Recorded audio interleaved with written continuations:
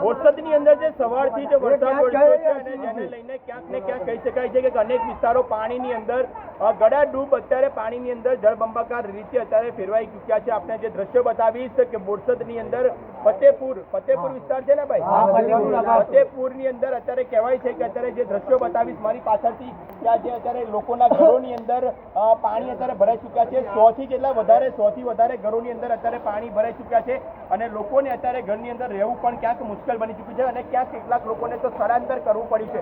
પરંતુ કહી શકાય છે કે લોકોની અત્યારે આગળ એ વાત રહી છે કે અહીંના જે સ્થાનિક તંત્ર દ્વારા કોઈ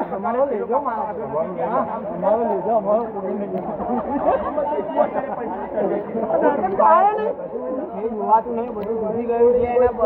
બધાનું અનાજ છે ને બધાનું એ જ થઈ ગયું છે, બેકાર જ થઈ ગયું. તંત્ર દ્વારા કોઈ સાથ સહકાર આપવામાં આવ્યો કે નહીં?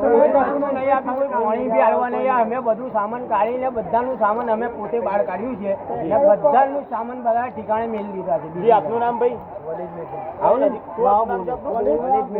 વલીદભાઈ, શું પરિસ્થિતિ સર્જાઈ છે?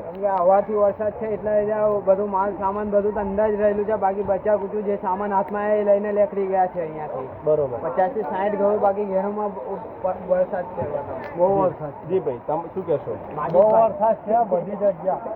પાણી કેટલા ભર્યા, શું તંત્ર દ્વારા કોઈ સહયોગ આપવામાં આવ્યો કે નહીં? કોઈ જાતની કોઈ સુવિધા નહીં. સરકાર તરફથી કોઈ આ કયો વિસ્તાર છે? ફતેપુર ભાઈ અત્યારે જે મારી વાત સાંભળો, આવું ના જોવું જોઈએ. ગમે તે હોય બધું નિકાલ કરવું પડે. મારી વિનંતી છે, જે બી મારું અધિકાર જે બી કરે બધું કમ્પ્લીટ સંસ્થા માટે બધું કમ્પ્લીટ કામ કરવું જોઈએ ને એવું નહીં કે પેલું નાનું છે ને પેલું મોટું. બધા માટે સરકાર છે ને અત્યારે પાણી તમે જોઈ શકો છો કે તલાવ ભરેલું છે, પૂરું તલાવ ભરેલું છે. આમાં કઈ આટલું વરસાદ છે વચમાં જતા 3-4 ફૂટ વરસાદ છે આગળ. શું કહેશો તમે ભાઈ? બોલો પાણી પાણી છે.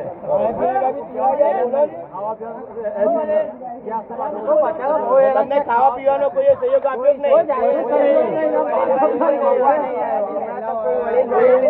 આજે સવારથી જે બોરસદની અંદર પરિસ્થિતિ સર્જાઈ છે અને પરિસ્થિતિને કારણે કેટલાક વિસ્તારોની અંદર અત્યારે જળબંબાકાર જેવી સ્થિતિ જોવા મળી છે. કેટલાક વિસ્તારો છે તે અત્યારે ગળાડૂબ પાણીની અંદર ફેરવાઈ ચૂક્યા છે. હું આપને દ્રશ્ય બતાવીશ, કેમેરામેનને કહીશ આ દ્રશ્યો પણ બતાવે કે જેને લઈને કહી શકાય છે કેટલી ખરાબ અને ભયાનક પરિસ્થિતિ છે.